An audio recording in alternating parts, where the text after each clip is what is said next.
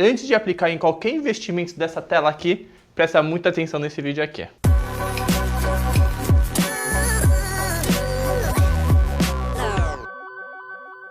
Para quem não sabe, essa tela aqui atrás de mim é o Home Broker da XP. É a ferramenta utilizada para comprar e vender ativos na bolsa, como ações, ETFs, fundos imobiliários, opções, etc. Essa ferramenta aqui veio para substituir aquela feira que era antes.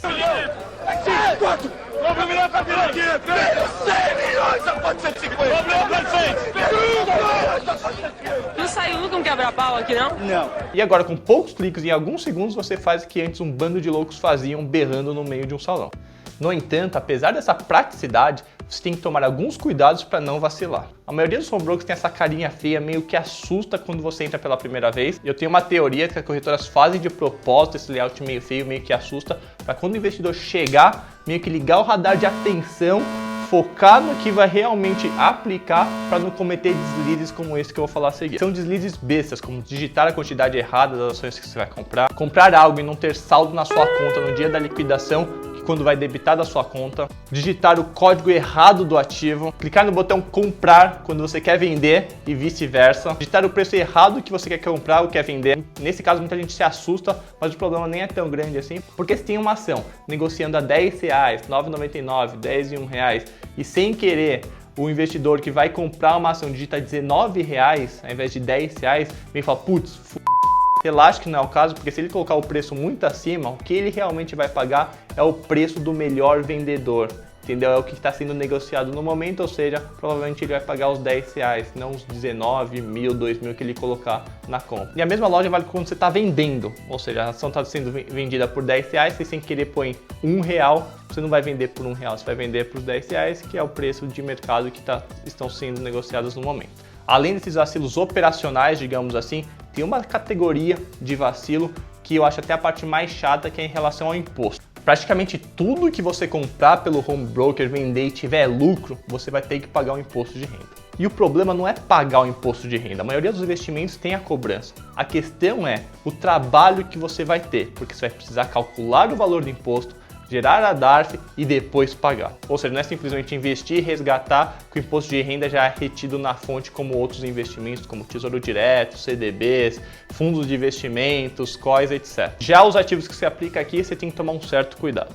E o cálculo não é difícil, é simplesmente calcular o lucro. O quanto que você vendeu, menos o quanto que você pagou, tira os custos de corretagem, emolumentos, taxa da B3, liquidação, etc. E daí você pega esse valor e multiplica pelo imposto de renda dessa operação, que pode variar entre 15% a 20% dependendo do tipo de operação que você fez. Aí não esqueça desse valor que você vai pagar de imposto de renda, de descontar também o dedo duro, que é uma antecipação desse imposto que o governo faz no momento que você realiza a operação, que tem o propósito exatamente de saber que você fez essa operação e depois poder te rastrear mais facilmente. Ou seja, se você quiser dar uma de malandro, falar que o valor é muito pequenininho, menos de R$10 mil, que a Receita não vai pegar, saiba que eles estão te vendo.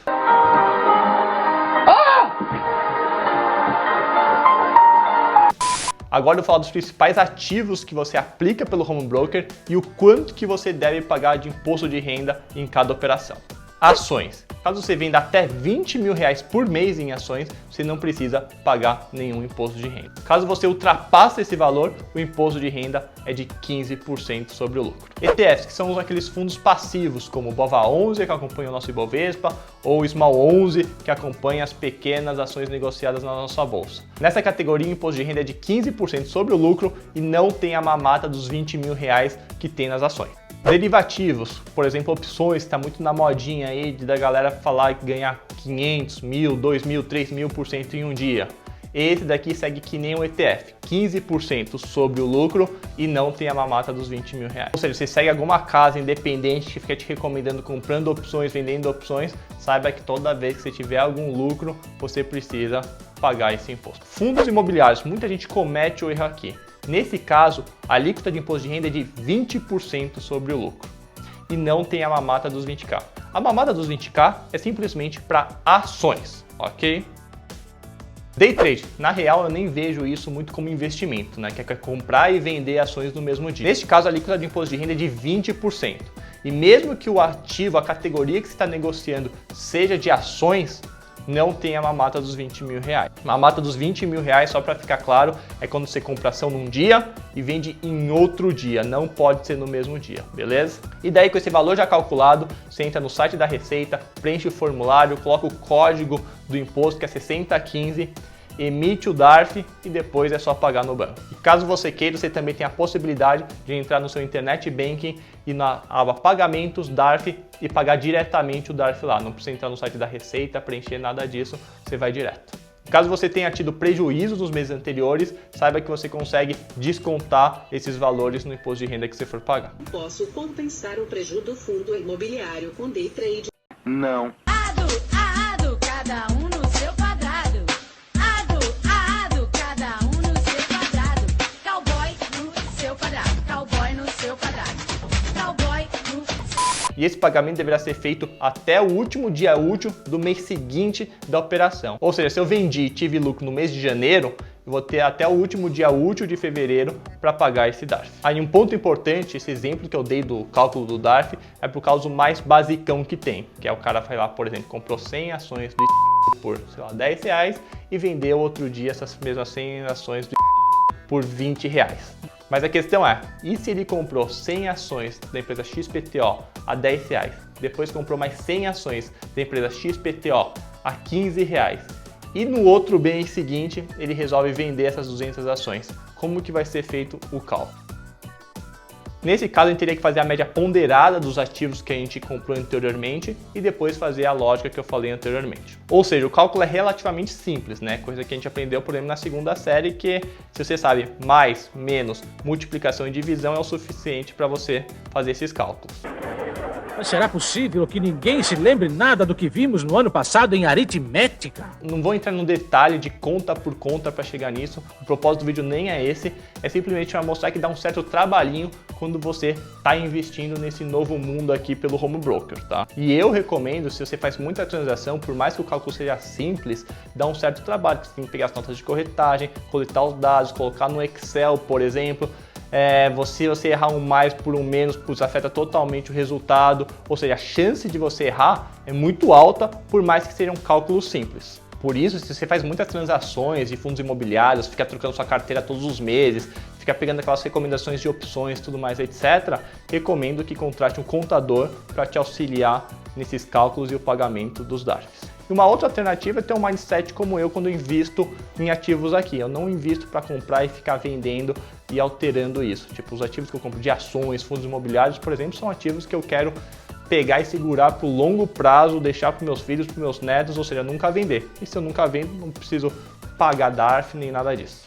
É claro que para isso eu leio e acompanho relatórios de ativos para o longo prazo.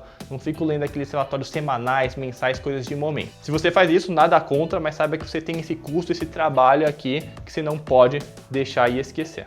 Resumo da ópera. Se você entrou no site da XP, no portal, todos os ativos que você encontra em produtos, fundos de investimentos, COI, renda fixa e tudo mais, são os investimentos mamata, aqueles que você aplica, quando resgata ou cai na sua conta, o imposto de renda já é derretido na fonte, você não precisa fazer nada. Isso é claro no quesito operacional e na questão do imposto. Não vou entrar no mérito se o investimento foi bem feito ou não, mas que o site aqui é mais intuitivo, a chance de você cometer um erro ou outro é bem menor e a questão de imposto, todos eles você aplica e esquece, não precisa se preocupar em ficar emitindo DARF e pagando, que você não vai precisar nada disso. Já quando você clica no Home Broker, aí o cenário é outro, aí você tem que ficar foco e ligado nesse momento. Não me vai investir nesses ativos aqui dirigindo, assistindo jogo de futebol, que você pode cometer um belo de um vacilo. O ideal é que você tire 5 minutinhos, foque e aplique. E aí depois você aproveita a vida. Wiggle, wiggle, wiggle. Wiggle, wiggle, wiggle. Bom, se esse vídeo te ajudou a esclarecer alguns pontos, clica no joinha aí, se inscreva no canal, compartilha com aquele seu amigo que fica falando que gosta de ficar trocando de fundos imobiliários, fazendo opções e nem sabe que tem que pagar um imposto. Avisa ele que a Receita pode estar de olho nele. Muito obrigado e até mais.